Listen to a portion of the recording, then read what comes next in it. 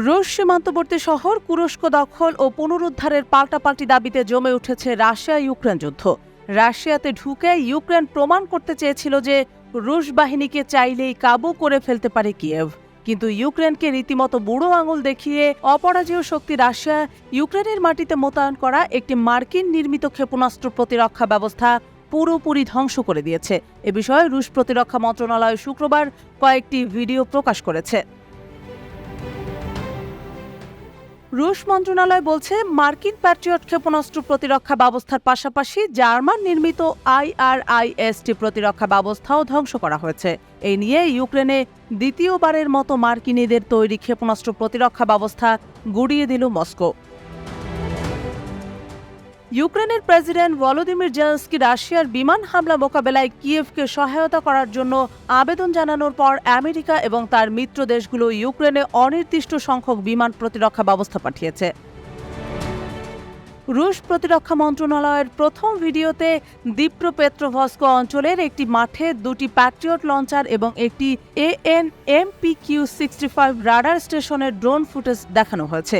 এরপর ক্ষেত্রটিতে একটি ইস্কান্দার এম ক্ষেপণাস্ত্রের ক্লাস্টার বোমার সাহায্যে আঘাত করা হয়।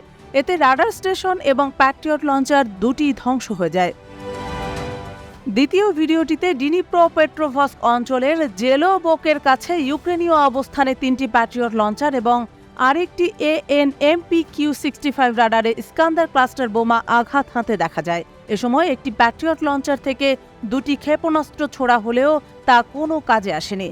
ইস্কান্দার ক্লাস্টার বোমার আঘাতে দুটি লঞ্চার এবং রাডার সম্পূর্ণরূপে ধ্বংস হয়ে গেছে বলে জানিয়েছে রাশিয়ান প্রতিরক্ষা মন্ত্রণালয়। তৃতীয় ভিডিওটিতে একটি জার্মান নির্মিত IRIS-টি লঞ্চার এবং একটি TRLM-4D রাডার গাড়ি দেখা যাচ্ছে। এ সময় অন্য একটি ইস্কান্দার এম ক্ষেপণাস্ত্র সেখানে আঘাত হানে এবং সেগুলো ধ্বংস হয়ে যায়। উল্লেখ্য, যুক্তরাষ্ট্রের অত্যাধুনিক আকাশ প্রতিরক্ষা ব্যবস্থার একটি হল প্যাট্রিয়ট। মূলত ভূমি থেকে আকাশে উৎক্ষেপণযোগ্য ক্ষেপণাস্ত্র ব্যবস্থা প্যাট্রিয়ট। প্রাথমিকভাবে অনেক উঁচুতে থাকা উড়োজাহাজ প্রতিহত করতে এই ক্ষেপণাস্ত্র ব্যবস্থা তৈরি করা হয়েছিল। এটি বিশ্বের সবচেয়ে ব্যয়বহুল অস্ত্র যা ইউক্রেনকে মার্কিন যুক্তরাষ্ট্র সরবরাহ করছে। এর মূল্য প্রায় $1.1 বিলিয়ন।